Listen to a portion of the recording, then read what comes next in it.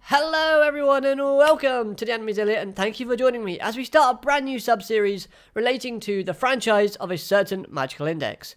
Yes, I know I've already started reviewing the Accelerator manga, and I've been giving you facts and trivia sort of bits of knowledge about certain characters within the franchise, but I thought why not look at what the different roles and categories characters fall into within the series, and think how would I place into that certain role.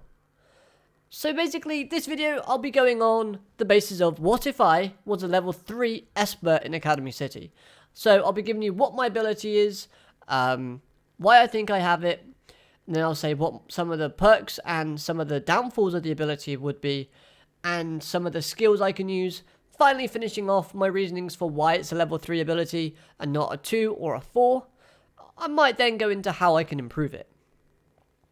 So then, as you know, characters within the series that are Espers are basically sectioned and categorized into certain levels, ranging from level 0 to level 5, depending on a number of different factors and reasonings, but they're basically based off of the test results given to them that they have to partake in.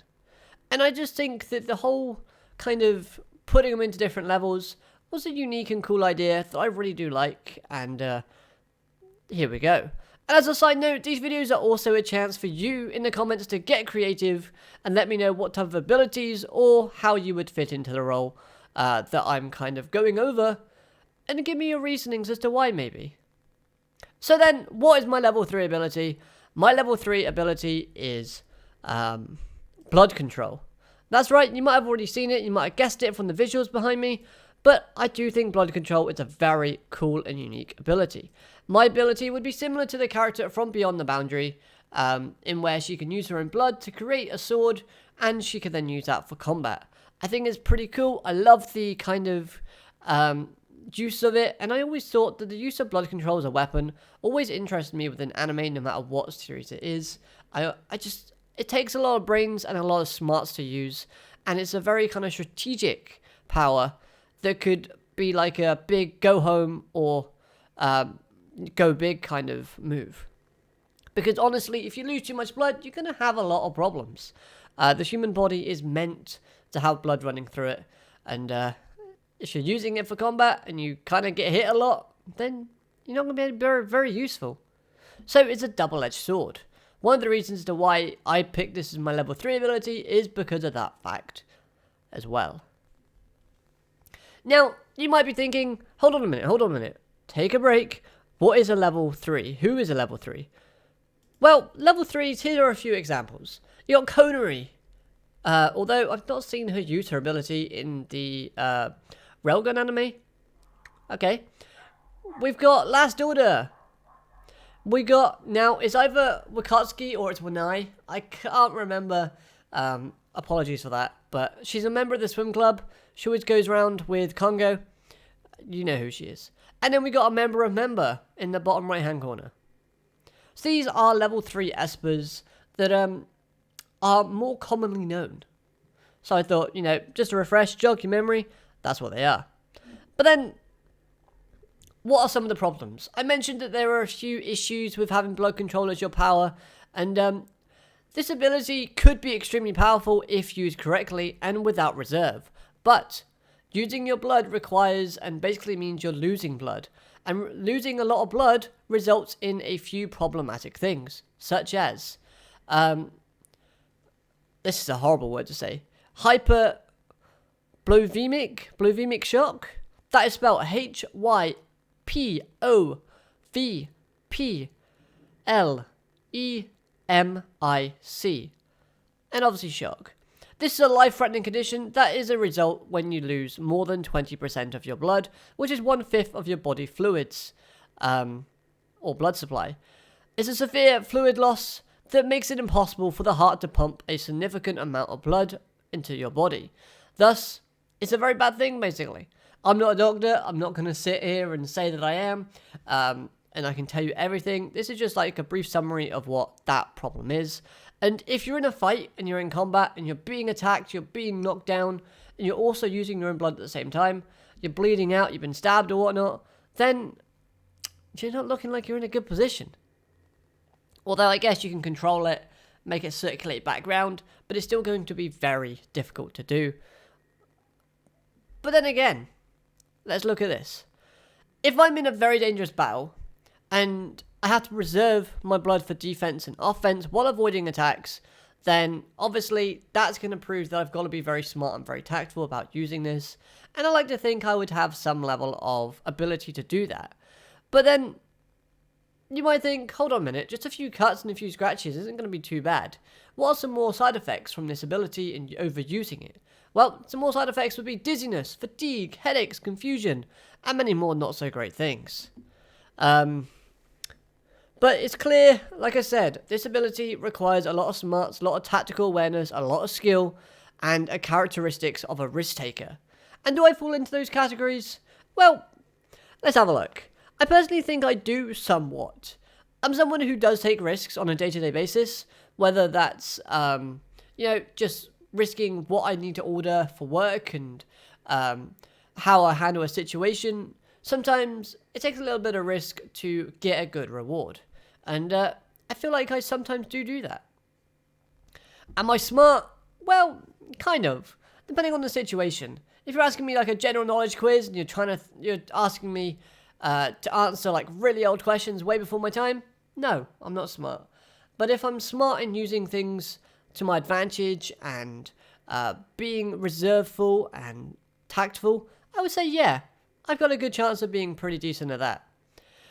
Now, would I hesitate to use this power to the fullest because of the side effects?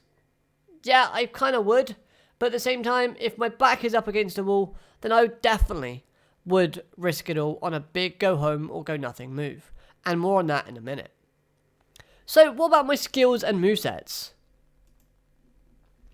Again, apologies about the bad artwork, and I thought it'd be a bit goofy, thought it'd be a bit fun. Take it or leave it, whichever. So, some skills that I would have and what I would be capable of doing with a power like blood control. Transformation is number one. I'd be able to transform my blood into different shapes and objects and project it in different sizes, which obviously the bigger the item, the more blood I'll need to create it. So, my primary items for combat would mostly be like smaller weapons, which that's why in here I've got twin daggers. And if you've ever watched the series Fate Stay Night, I actually really love the blades that Shiro/Archer uses from that with the black and white sort of twin daggers.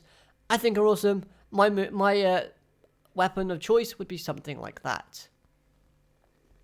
And as an add-on skill, I would also add enhancement to this ability, having the ability to harden or liquefy in items that I create, thus being suitable for combat, but also being able to open doors in case I forget my keys just as like a general day. I mean, it's happened before. I've locked myself up my flat tons of times, and it's not fun. So having the ability where I can like cut my finger a little bit, create a little bit of blood, make a key, get through, brilliant. So then what about movesets? Movesets, obviously, I talked about it a little bit, but then if you think about it on a combat sort of lines, this is a power that's equipped for combat, but also has some everyday uses. So again, twin daggers, I'll be created from my ability, as my sort of main primary weapon. But then if I'm extremely pushed and my back is up against a wall, I had to risk everything on one final attack. I'd create a massive scythe and then just ring everyone through and do it that way. That would be like my ultimate move. For the offensive kind of purposes, I would create like a shield. And to tie this in with being smart and tactful, the shield would be almost like a net. So basically, I would have it so that it's not a block shield, because a block shield would use a lot of blood, be very dense and very hard. Using like a net type of design would allow me to parry and evade attacks quite easily while still reserving as much blood as possible. Again, playing to the smarter category. Everyday uses, I could use it to slice out things really small. I could use it to get in through doors. I could use it to pretty much anything that you need to create an item for. Yeah, so that's that. Finally, to end off the video, my reasoning for it being a level 3 Esper ability. So why level 3 and not level 4? Well, it's because as an Esper ability, I would only be allowed to control my own blood at this moment in time, not anybody else's. Thus, I think that justifies a level 3 placement, as having the option to use someone else's blood would in fact allow me to use like blood plaques to allow me to use my power without much limitation or any risk to myself. But unfortunately, if I can't do that, and that's not an option to me, then I would have to be very more tactful, smart, and reserveful in the way that I use my ability, so it limits it and hinders it a little bit. So I don't think the raw power of this ability could go into the level 4 category, simply because there's that risk of endangering myself to the point where if I don't finish off an opponent, or if I overuse it, then I would basically be stuck and a sitting duck for anyone to come and take me out. The reason why it's not a level 2 ability is simply because I feel like this is a very unique and it's a very kind of powerful ability if used correctly. Level 2s are kind of like just generic and everyday use. This one actually has some combat and skill towards it. And who knows, you can also use it to fillet a fish or something, or to prepare your dinner, cut up some vegetables. You can't do that with like a level 2 ability that allows you to, I don't know, hack into a computer system or something. Anyway, so that's the reasoning for why it's a level 3 ability, simply because I don't have the ability to use other people's blood. But saying that, if I wanted to improve this ability and make it into a level 4, I could evolve and develop this ability to allowing me to use it. And who knows, maybe a limitation for a level 4 based on blood control would be the fact that each different type of blood has a different type of effect. That'd be pretty cool. Who knows, maybe something to explore in the future. But when I do another video about what if I was a level 4, I will have a brand new ability to explain and to talk about. I won't be reusing this one. But hey, I want to know what you think about this type of video series. Do you like it? Do you think there's anything I could do to improve it? Any feedback along those lines or constructive criticism is much appreciated. Plus, I also want to know what your abilities would be down in the comment section below. Get creative. Let me know why you think you would have a certain ability that would be in the level 3 category. Other than that, I hope you'll have an amazing day. I hope you've enjoyed this video as well. If you have, hit that like button. Subscribe if you're new so you never miss a video from me. And until next time, I hope you have an amazing day. Alligator, muttonet, goodbye.